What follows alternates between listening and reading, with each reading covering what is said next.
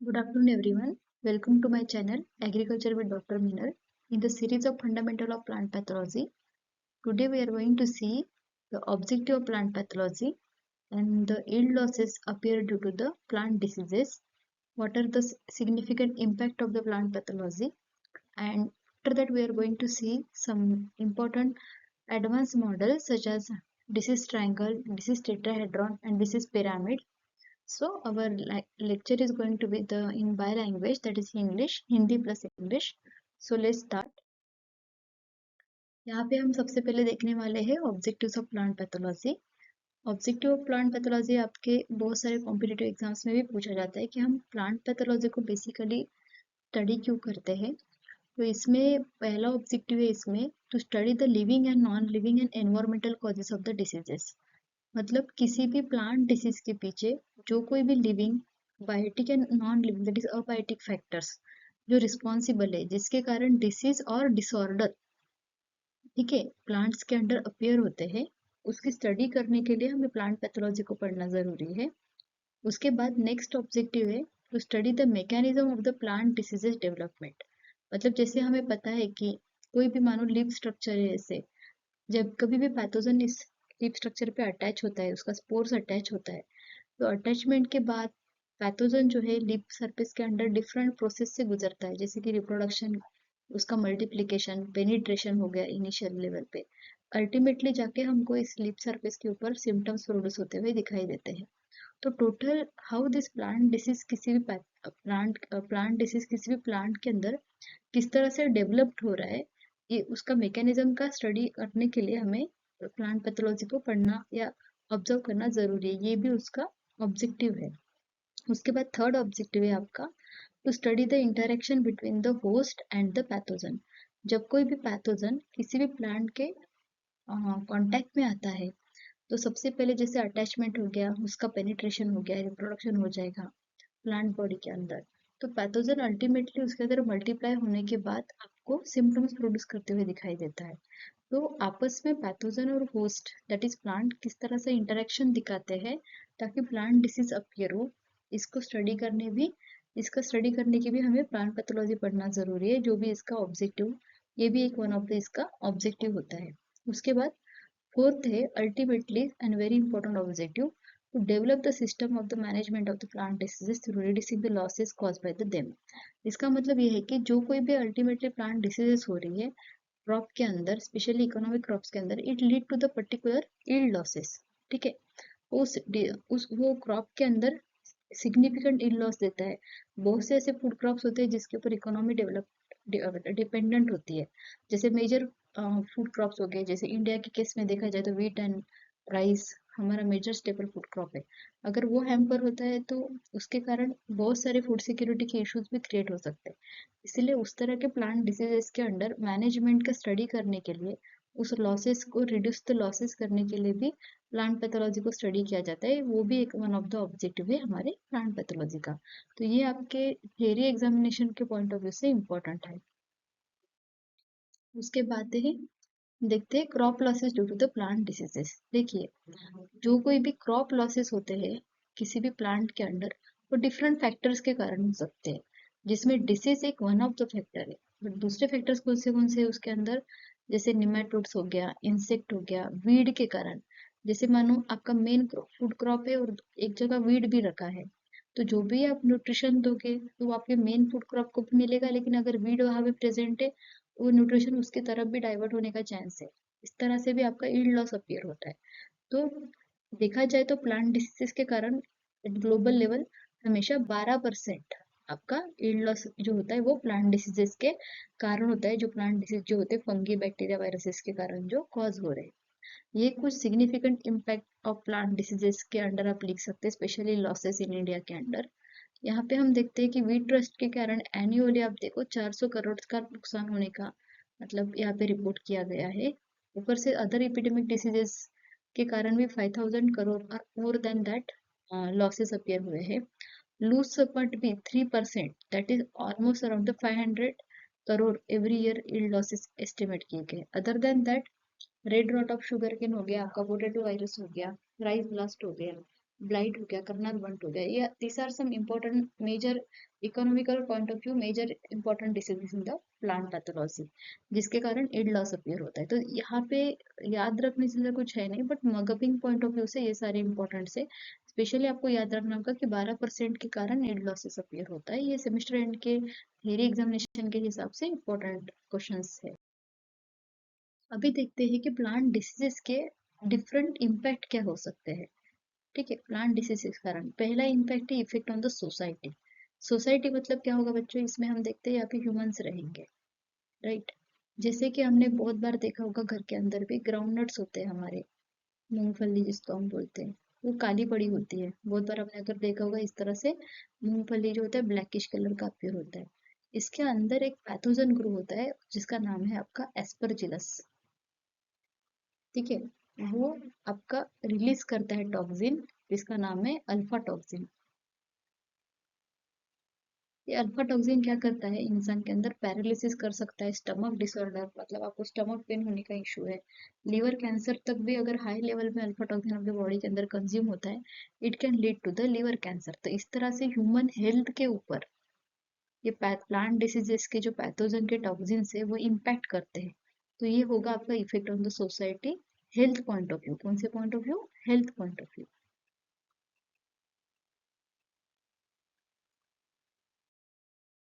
दूसरा इफेक्ट आप सोसाइटी के अंदर देखते हैं, उसमें आता है जैसे भी मानो एग्रो बेस्ड इंडस्ट्रीज, हमारी बहुत से ऐसी इंडस्ट्रीज है जो एग्रो बेस्ड है, जैसे मानो पोटैटो हो गया, इसके ऊपर डिपेंडेंट है आपकी potato chips industry, right.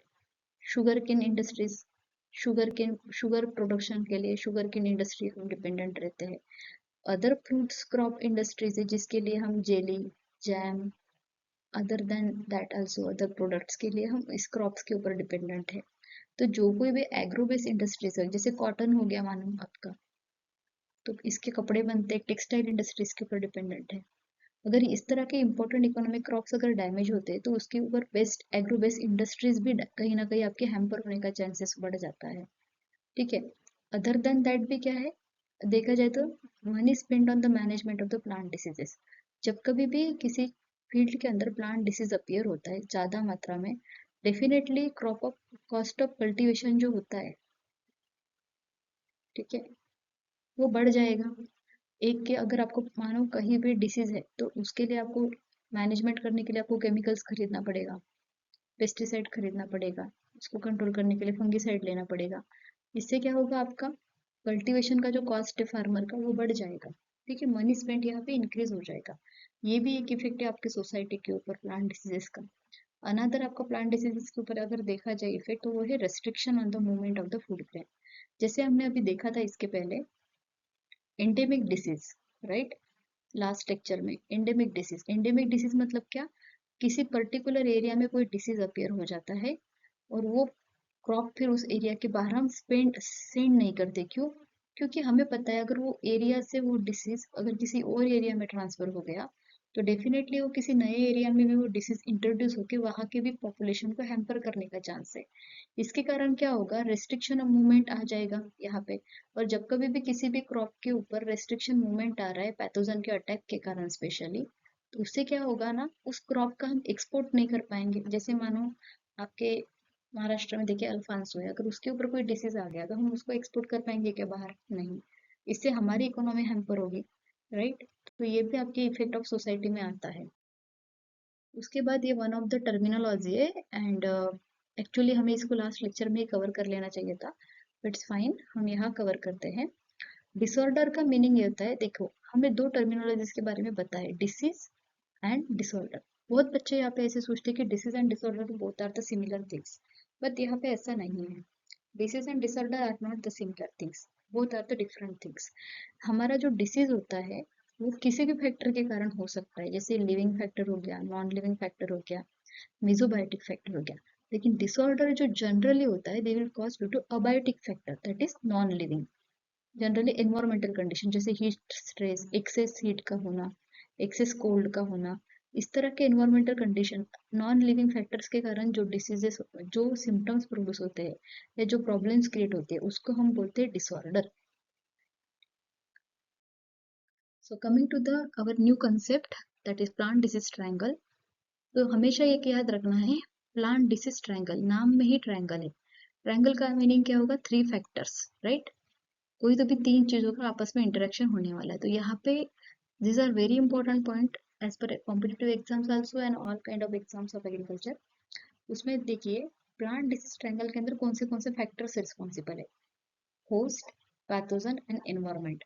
But खाली होस्ट, पैथोजन, एनवायरमेंट से होगा क्या काम? नहीं, that should be the susceptible host, okay, virulent pathogen. दूसरा होगा, तीसरा होगा आपका फेवरेबल एनवायरमेंट, राइट? जब इस तीन फैक्टर का आपस में इंटरेक्शन होता है, इन तीनों का आपस में जब इंटरेक्शन होता है, यहाँ से आपका हमेशा याद रखना डिसीज क्रिएट होता है। अगर इन तीनों फैक्टर में से एक भी फैक्टर अगर अब्सेंट है, डिसीज कभी डेवलप नहीं हो पाएगा। जैसे समझ लिए आपके पास ये होस्ट है, मतलब प्लांट है। कौन सा प्लांट चाहिए हमें? ससेप्टिबल। क्यों ससेप्टिबल चाहिए? ये प्लांट अगर रेजिस्टेंट होगा तो डिसीज शो कर पाएगा क्या? नहीं। इसीलिए होस्ट होना चाहिए, लेकिन कैसे? Susceptible. Same goes for pathogen. Pathogen है लेकिन कैसा? Virulent pathogen. विरुलेंट पैथोजन का मतलब क्या होगा? ऐसा पैथोजन जो डिसीज कॉज करने की एबिलिटी रखता है, ठीक है, डिसीज कॉज करने की एबिलिटी रखता है। अभी है तीसरा फैक्टर हमारा एनवायरमेंट। एनवायरमेंट लेकिन कैसा? फेवरेबल। फेवरेबल किसको? प्लांट या पैथोजन को? डेफिनेटली पैथोजन को, क्योंकि हमें एनवायरमेंट फेवरेबल चाहिए पैथोजन को, ताकि पैथोजन अपना जो पैथोजन जो अपनी एबिलिटी है उसके बिहाफ पे डिसीज कॉज कर सके, ठीक है। एनवायरमेंट अगर पैथोजन को फेवरेबल है तो वो मोर स्ट्रॉन्गर फील करेगा और अच्छे से प्लांट डिसीज को कॉज कर पाएगा। अगर इन तीनों फैक्टर में से किसी एक भी फैक्टर अगर अब्सेंट है, अगर होस्ट ससेप्टिबल नहीं है, मानो होस्ट है लेकिन ससेप्टिबल नहीं है, पैथोजन है लेकिन विरुलेंट नहीं है, एनवायरमेंट है लेकिन फेवरेबल नहीं है फॉर पैथोजन, इनमें से कोई भी एक भी फैक्टर अगर अब्सेंट होता है तो आपका डिसीज कभी कॉज कर नहीं पाएगा, ठीक है।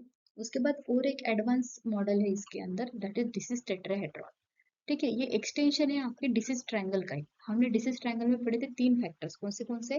Susceptible host, right, virulent pathogen and आपका favourable environment to the pathogen. चौथा फैक्टर ऐड हुआ है, that is time. Disease tetrahedron में एक्स्ट्रा फैक्टर कौन सा होगा? टाइम।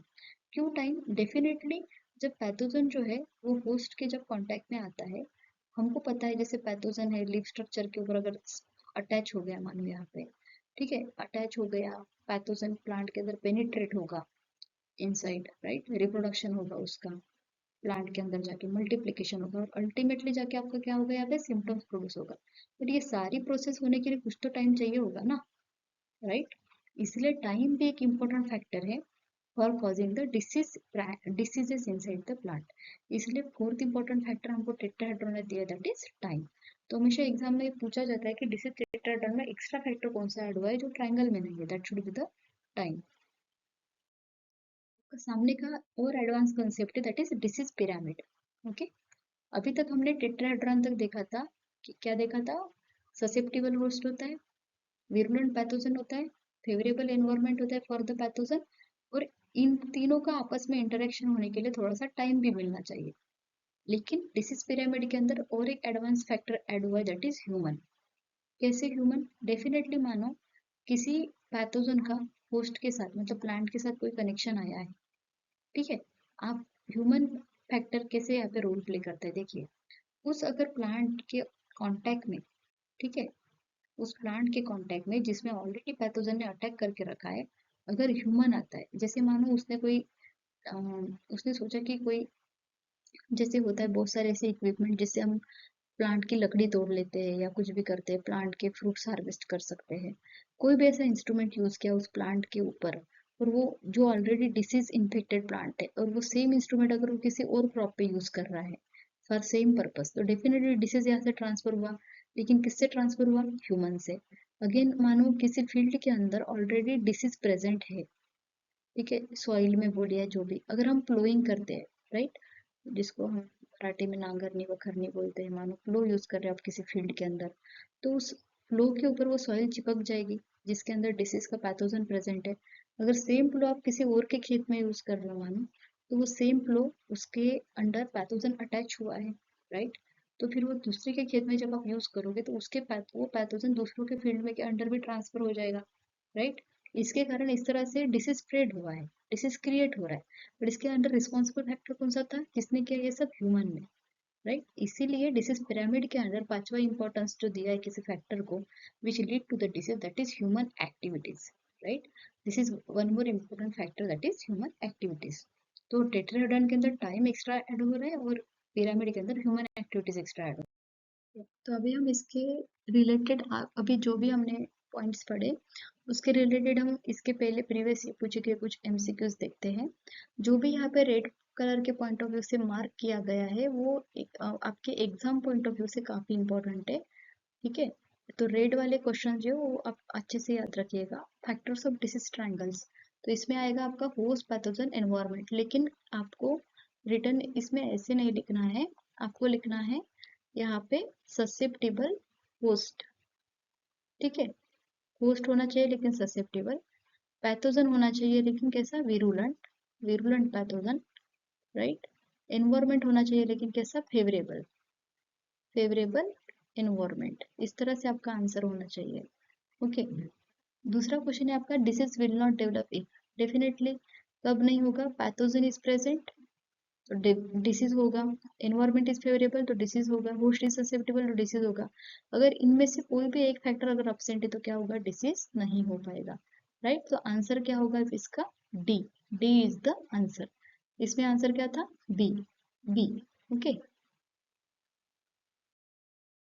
उसके बाद आपका ये लास्ट स्लाइड है, disease tetrahedron differ from the triangle by, हमको पता है ट्रायंगल में susceptible host, favourable environment and आपका विरुलेंट पैथोजन आता है। तो टाइम यहाँ पे एक ऐसा फैक्टर है जो टेट्राहेड्रॉन में एक्स्ट्रा ऐड किया गया था। पिरामिड के फैक्टर्स के नाम बताइए, कौन सा होगा इसका answer, definitely it will be the B answer, human activities, host, pathogen, time and environment.